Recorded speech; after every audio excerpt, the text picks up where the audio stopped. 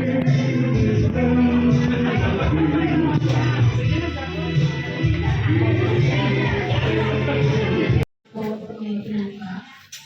naman, hindi na ibalik sa ano na siya. Nangyayari ang iyong mga pangako na kalooban mo na bigyan kami ng mahabang buhay sa silong ng langit. At nakita ko namin sa buhay ni Alvin. Ang nangyayari ang pangako. Ang aming dalangin, igawad sa kanyang puso ang kagalakan na maging bulsay. Kaligayahan sa araw-araw na ikaw ay kilalanin Diyos ng Panginoon ng kanyang buhay. Upang sa ganoon, magkaroon ng layunin ang kanyang buhay na umabak sa mundo ito. Kami ng mga kamag-anak, kaibigan, at pamilya ay nagkakaisa na padaluin sa kanyang buhay ang masagana at malusog ng naharap. Salamat na marami sapagkat buhay siyang patutuo. Ang mula ang Panginoon sa biyahe ng buhay, binabayan niyo po sila kasama sa akin. At ngayon, sila ay distribution sa bayan ito. Ang iyong partial Panginoon masagana sa akin. Kaya siya ay aking binabasbasan at pinagpapala. Ito po ang dalangin sa maraming gusto. Aming Panginoon.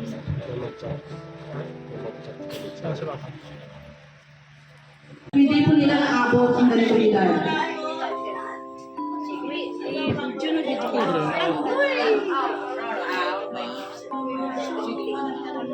Ganito talaga kami pag kumakain kami kasi ito yung ano namin, usual na ginagawa namin.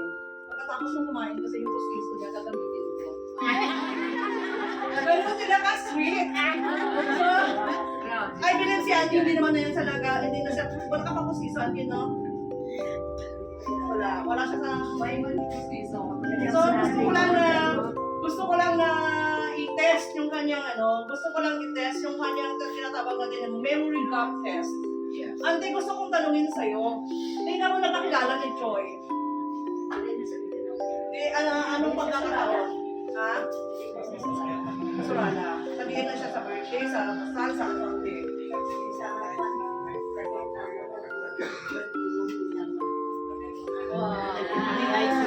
Ibig sabihin, wala ka siyang memory gap. Wala siyang Alzheimer's. Alam mo, sa mga tigulang, subong 60 pa lang may Alzheimer's na, diba? So, alam niyo, nakalagay ko sa Bible na kapag nagpapasalamat po tayo sa Panginoon, hahaba talaga ang ating buhay. Bakit maraming mga bata ngayon na hindi na nila inabot yung ganitong edad? Kasi, nakalagay sa Bible, if you will honor your parents, yun ang sabi sa Bible. So, bakit mga kabataan ngayon, halos mga kabataan ngayon, hindi sila umabot sa ganong, sa prime time ng kanilang edad at wala na sila. Kasi hindi po nila nakuha yung principle na to. Yung principle na to is not respect of religion. It's about the principle of God. Na kapag marunong po tayo mag-honor ng ating mga magulang, hahaba po talaga ang buhay natin. At saka si Auntie, umpisa nung pagkabata ko, hindi ko pa nakita sa kanya na nangangapit bahay siya bago chismis. Wala ka makuha kung chismis yun sa iya, kaya hindi siya kabalo mag-chismis, So, siguro yun yung kanyang sikreto, bakit naabot niya yung ganitong edad and still looking young. Diba? So, parang napapasa na all na lang tayo, how to be you, Auntie. So, ngayon, gusto ko pong tawagan yung some of important people sa kanyang buhay na magbigay ng lubos sa kanya. Siguro tawagin ko una ang kanyang kapatid. Si Auntie Nining. Si Auntie Nining. Mag-wish lang ng mag-wish. Pagkatapos si Auntie Diday. Wala si Auntie Nining? O si Auntie Diday na lang. Auntie Diday, ikaw muna mag-wish kay Auntie. Ikaw. Huwag tayong magsaya ng oras. Sa Tagalog, wala pa ka na nas-dos. Ako pananglitas sa katuhang asawa ni Tatay. Bali ako ang pangalawa ay kakilala ko kay Manang, mabuot din siya klase sa magulang. Very cool wala kay mabatian sa iya nga guys istorya siya sa mga problema. Ang iya makasmile lang siya. Enjoy. Beauty lang siya suklay lang siya sa iya nga buhok. Kag mga kagwapa. Curlers sa iyang buhok. Bahala na ka po dira. Basta curlers na ginamawala. Wala. Okay na siya. Mabuot ka din si Manong wala. Siya pagdarmana. Kasi sa tao. Basta. Mana nakakabili sa imo nga dugangan pagkat sa Ginoo ko ang imo nga kinabuhi makaabot kag 100 years o para makuha pa nimo ang sana maganda. Ako yung sintin niya eh. Pwede na.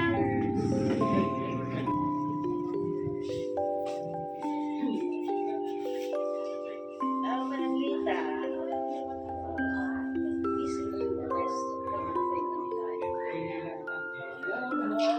Birthdays. Mabait itong kapatid. Ay, naghiwalay na kami na ganito ang edad namin. Wala kami na niya. Kami magkakapatid. Lahat. Ayan. Okay. Thank you, Ate. Okay. So yun, yung iba mamaya naman siguro Hindi pa kayo sa pamaguot, hindi sila magkanto ko si Surada, magkanto ko dito. Awit ko tayo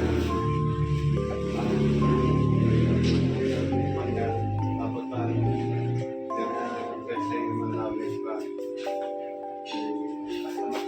Nakita pa ta, lawit. Pagkanta sa Brazil.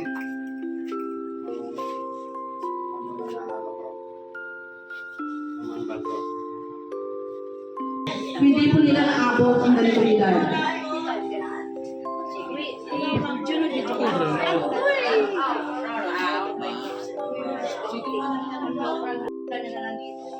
Gusto ko lang po i-test how much napagkakilala niyo sa kanya.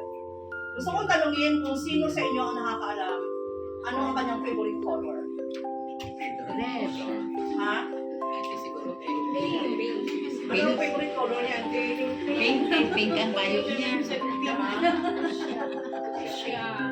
Hindi nyo sa ganun kakilala. Ibig sabihin, hindi nyo ganun kakilala.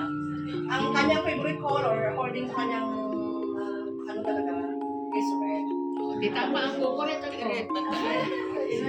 Suot na lang yan, pero hindi yan yung favorite niya. Okay. So, sino pa? Isa pa. Ano ang middle name ni Auntie? Nung dalaga pa siya. Hindi. Middle name niya yun. Yung middle name niya, noong middle name siya. Cordero. Cordero. Parinyas. Parinyas. Sino? Paronyas. Ante. Kurmanyos. Pero. Cordero. So yung original, yung birthplace ng kanilang, ng pamilya namin is sa Pututan, Iloilo. Sa Pututan. So I believe dito po sa Mindanao, this is already an okay pa.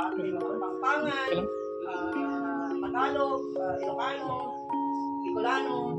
So parang hindi na nila familiar yun. So ngayon, pakinggan po natin yung wish. Kasi alam nyo, usually, napapakinggan lang natin yung mga wishes sa mga namatayan, di ba? So it's a good thing na marinig mo kung ano yung mga sinasabi ng kaibigan mo, yung mga mahal ka sa buhay, habang buhay ka pa, di ba? Mas maganda na marinig natin habang buhay pa tayo. Siguro, I would like to request si Tuto Hansel as a pamangkin na mag-wish naman sa kanyang tita.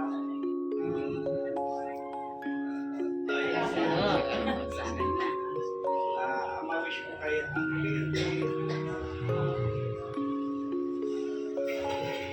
Kami tagaan na sa mga sa pagtaas pa ng mga tubig, lumayo na panglawas, sa mga itatanan.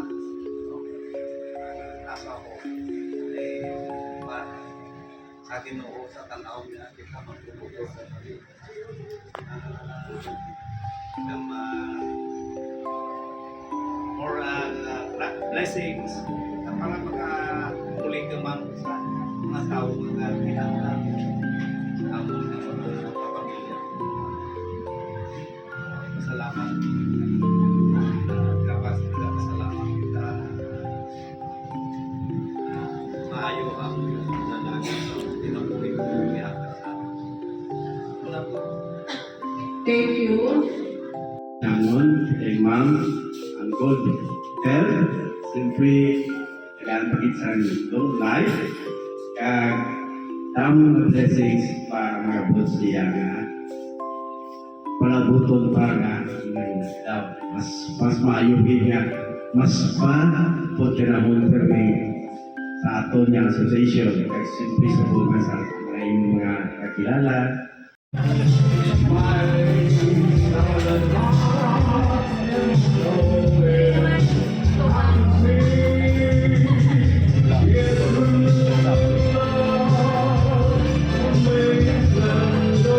caretaker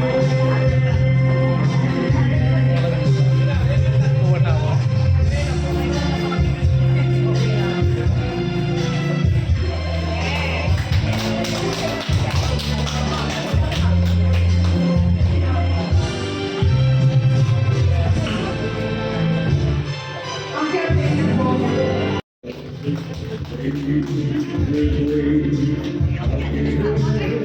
Bagaimana naman po sila guys? Bagaimana tamo?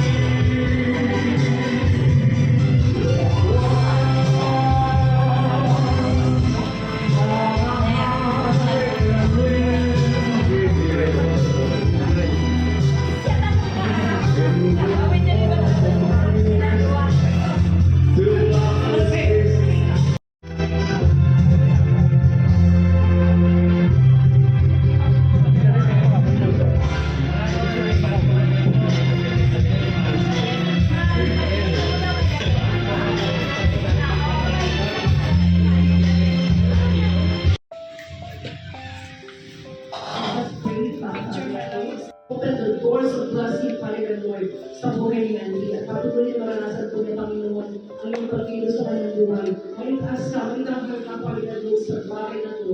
And Lord, let your presence, Father Lord, dwell in this place, O God. Let the Holy Spirit just fill your heart, O God.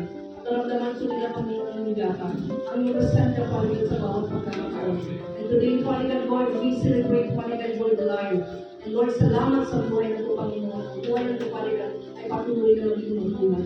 And Lord, this was it for us, this is an instruction, Father Lord, na tayo ng heartfelt thanksgiving and will. And we give you back all the glory, the honor, and highest worship in the name of Jesus we pray.